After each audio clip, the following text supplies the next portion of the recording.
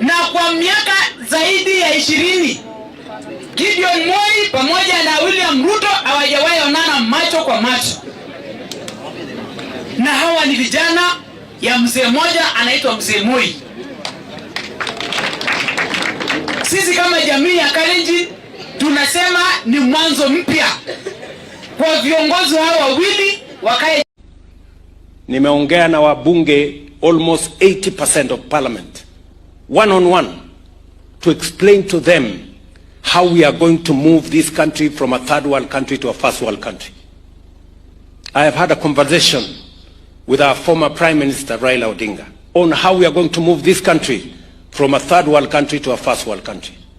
I have engaged my brother, former President. Now, ladies and gentlemen, something happened over this week that triggered a lot and a lot of political tensions in the country, where President William Ruto, a man that for so long had been regarded as an enemy of the Moi family, and his fight with the Moi family has been evident more so in his 2022 campaigns, went ahead to join hands with Moi's family son, that is none other than Gideon Moi, where they met at Moi's Kabarak home, and William Ruto convinced Gideon Moi that, you know what, there is no need for Moi to run for the by-election, the senatorial by-election of the of Baringo County in the year 2025 on November 27th. But the question that we were asking ourselves, what does Gideon Moi get out of his affiliation with William Ruto? Yet the both of them have been political rivals contending for the kingpinship of the Rift Valley region for a very long time. But now, it seems that everything now has been revealed. The KANU chairman Gideon Moi is said to be Gideon Moi made his first visit to State House since President William Ruto took office, ending their long rivalry.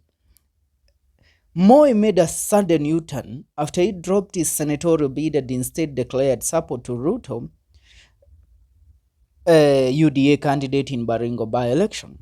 Now, questions have been emerging on what brought the two together, especially on what Moi will gain under the broad-based government. Now, in a report gathered by the NTV, a cabinet reshuffle is imminent to accommodate Moi and his KANU allies. The report indicates that Gideon Moi, there is an ongoing plan to form two seats of Deputy Prime Cabinet Secretary, where one will go to Gideon Moi and the other for Cabinet Secretary from the coastal region. Moi will also bang 5 principal secretaries and ambassadorial positions. During the meeting with KANU supporters, Ruto opened up on why he reached out to former Baringo senator, describing the move as a gesture of unity and reconciliation aiming at taking Kenya to the next level. President said the country's progress depends on leaders working together beyond their past political differences. Now, the DCP party leader Rigathi Gachagua said the union between Ruto and Moi was dishonest and only aimed at personal gains. The former deputy president noted that Ruto was being hypocritical to condemn other leaders uniting, calling them tribal, yet he did the same with Gideon, his fellow kinsman in the larger Kalenjin community. We saw him uniting with Gideon Moi, yet when we call our people to, he calls us tribal. But when Kalenjins unite, we are told we are tribal. Now, when you look at this, if Gideon Moi is going to get a share in the broad-based government, then what does this mean for Raila Amolo Odinga? What does this mean for Musalia Mudavadi? What does this mean for Moses Wetangula? It is clear that William Ruto is so desperate right now to join hands with the people that he once despised in the past. We saw him despise Raila Amolo Odinga for a very long time, but at the end of the day, they ended up working together. Now, that is the same thing that is happening here with Gideon Moi. William Ruto was a man that called the Moi family the dynasties and the people that have taken this country for a ride for a very long time, and that it was time for them to get out of power. But it seems, due to how the politics of the Republic of Kenya have played out, Ruto being cornered, he had no any other option than to seek allegiance from the people that he despised, one of them being Gideon Moi. Now, let's get back to talking about what how the entrance of Moi in the picture of the broad-based government affects Raila Amolo Odinga. Raila Amolo Odinga has been the greatest beneficiary of the broad-based government.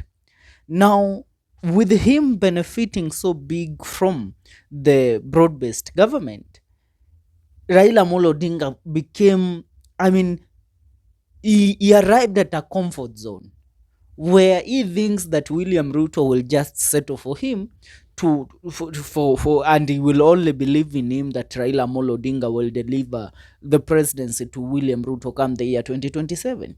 But now it seems that Ruto is learning something as days go by. And what he is learning is that it doesn't matter that he has Raila Amolo Odinga in his corner. People are going to vote against him no matter what Raila Amolo Odinga declares, because Raila Amolo Odinga has lost most of the regions that were affiliated with him, most of the regions that voted in his ballot box in the past, like the Mulembe Nation, the Kisii community, even the coastal region. Some of them have all despised Raila Amolo Odinga. The Kamba region, Kalonzo Musyoka is out of the picture. So for William Ruto to at least ensure that his support base is solidified, he has to go ahead and make exemptions of bringing other leaders into the broad-based government. And that is why you are hearing Gideon Moi is getting 5 principal secretaries through his KANU party. He is going also to get the slot of a deputy prime cabinet secretary. Now, also this one makes some certain changes in the government. And I tell you, before the year 2027, things might have changed completely. Most of the leaders affiliated with William Ruto who worked with him in the year 2022 might walk out of the government. Reason why: the entrance of Gideon Moi in the picture undermines the role of one Musalia Mudavadi.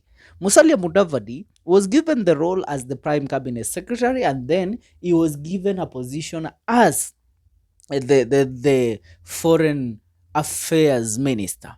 But as we see it right now, Gideon Moi is supposed to be given a cabinet slot. And the cabinet slot that can be designated to Gideon Moi is none other than the foreign affairs ministry.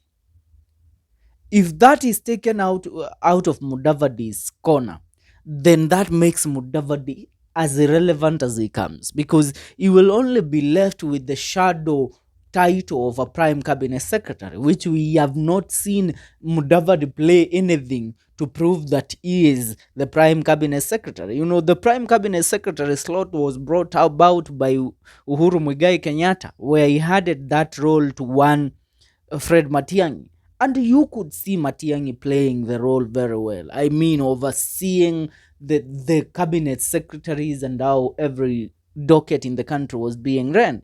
But Musalia Mudavadi is just there in existence. And that is why he went ahead to talk with William Ruto and argued that he be given an additional role in the government. And that is where the role of him serving as the cabinet secretary for foreign affairs came in. But now, this role is going to be added over to Gideon Moi, as he is also going to get the deputy prime cabinet secretary's role. Ladies and gentlemen, the politics of the day are turning out to be a circus. But you know what? The fools that think William Ruto has everything under control, then they are getting it all wrong. Because by the year 2027, everything will be against William Ruto. I see at a point where Raila Amolo Odinga is also going to see that now he has exhausted the broad-based government goodies, and he will walk out of it. Same thing to Musalia Mudavadi, same thing to Moses Wetangula. And if these people walks out and joins the united opposition, William Ruto one term will be sealed and forgotten.